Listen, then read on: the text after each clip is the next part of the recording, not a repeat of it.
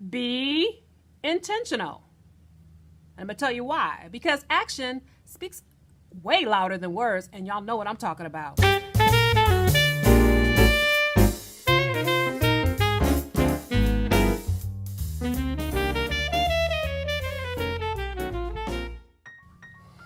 Greetings, beautiful spirits. Welcome to Charlotte on the Web. And today, I'm so happy this is my first official video on my Charlotte on the Web channel. Yay! And I'm super excited.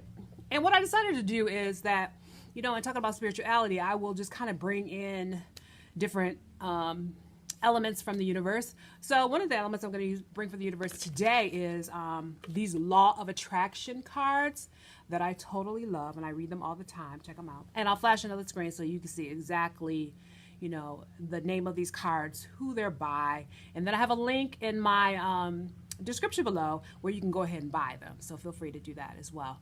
And yes, I'll get a couple of pennies for that.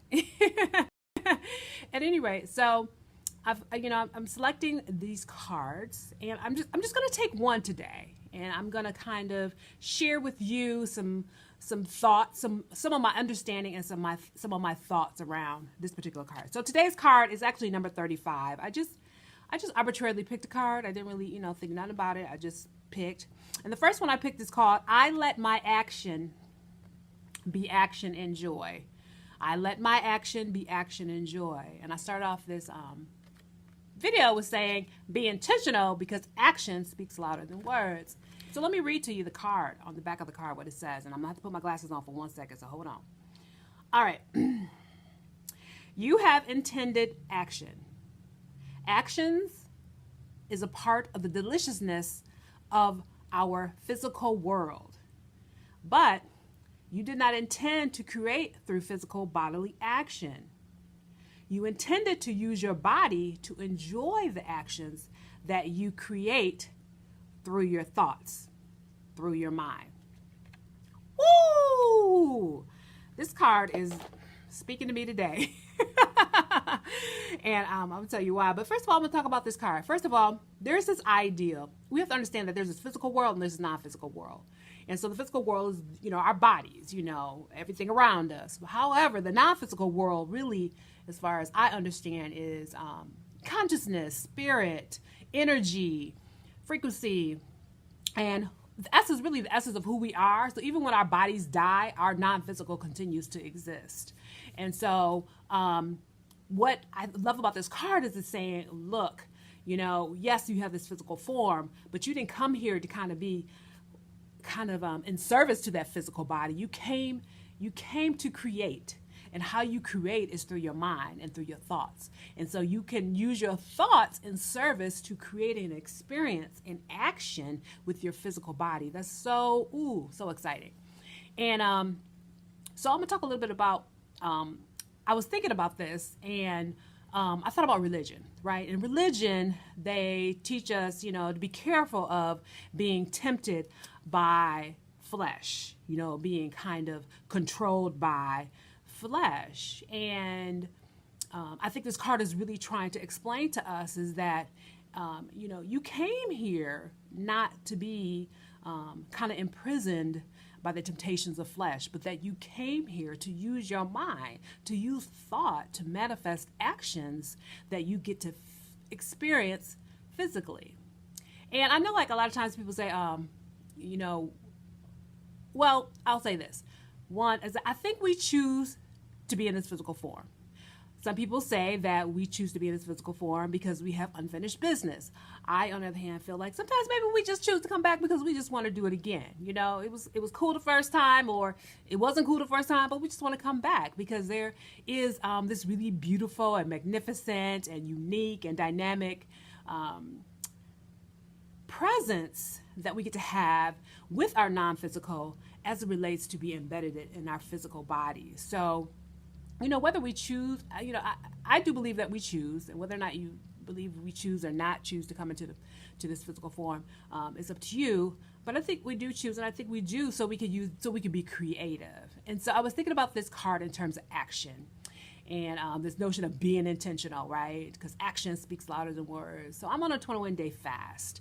And I'm on this 21-day fast because I'm on a spiritual journey, right? I'm really trying to deepen and strengthen my connection to my understanding of who and what I am, and to God, and to people, and to love, and to, you know, the universal energy, and to infinite intelligence. I want to make a sacrifice.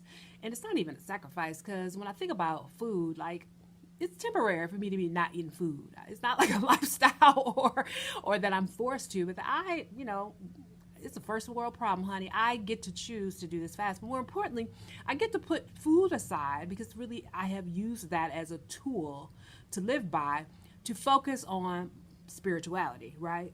Focus on my connection to the infinite intelligence, and to be more mindful about what my relationship is to food, why I use food, what am I doing with food, what food am I eating. And what I'm learning is that, the reason why I'm an emotional eater, although I don't want to use that language because I'm trying to move away from that, is because I have allowed my physical flesh to tempt me to believe, to habituate, to always choose food as opposed to using my mind, right, to shift my thoughts in a direction that allows me to do something else. So, I use food. I realized the other day that I'm not really hungry for food. I'm never really hungry for food. And being on this fast has taught me, wow, I can go days without food, and it's not food that I want. And what I want is love. What I want is a hug sometimes. There are days when I go without a hug. Like, I want connection. I want deep spiritual conversations. I want to know people better. I want to feel validated. I want to feel cared for. I want to feel nurtured. There's infinite things that I definitely want to feel. And I think the reality situation is that I've used food in placement of getting those actual needs met. However, being on this fast has taught me how to be more mindful, how to really think more deeply about my relationship to food, and to understand some things. Like, I really thought about it. Like, one, what is the food that I'm putting in my body? And a lot of it is processed foods. And not only has my body suffered as a result of those processed foods, it continues to suffer, and it's probably going to suffer in the future unless I decide to make some really drastic changes. And being intentional means that I plan out what I eat. I decide. I am in control of that. It is not in control of me. I was just meditating, and I was like, why am I allowing food to be in control of me as opposed to me being in control of food? Because last time I checked, I am a conscious being. Food is an inanimate object. And it really hurt me to think about, wow, you have really let this inanimate object take control over you. And so, but I was trying to be gentle and just say, okay, we live, we learn, we grow. It really taught me, like, okay, and then if I am going to eat, when am I going to eat? What am I going to eat? And to understand that really food is about fueling and hydrating my body. That's it. It's not about making me feel good. It's not about filling in emotional needs. It's not a substitute for other actions and behaviors and things that I could be doing with this physical body. That it has its intended purpose, and that it is my responsibility. It is my responsibility to use my mind to help me make better choices around food, and the kind of choices that are in service to my physical beingness, right? What's the sense in having food and eating food if your physical body is just all broken down and dysfunctional? So it really, I say that kind of harshly, but I really want to remind myself to be gentle, but to just say, like, look, you are empowered. I can be more intentional, and that being intentional allows me the opportunity, right, to make better choices with my mind, right? Creatively with my mind, so that I can experience, right, joy in my physicalness. Woo, that's some exciting stuff. I mean, it's exciting from the standpoint that, you live this life just doing, being, thinking, you're struggling and all that. And then to realize, like, what? I can do this. I can make a choice. I can be intentional.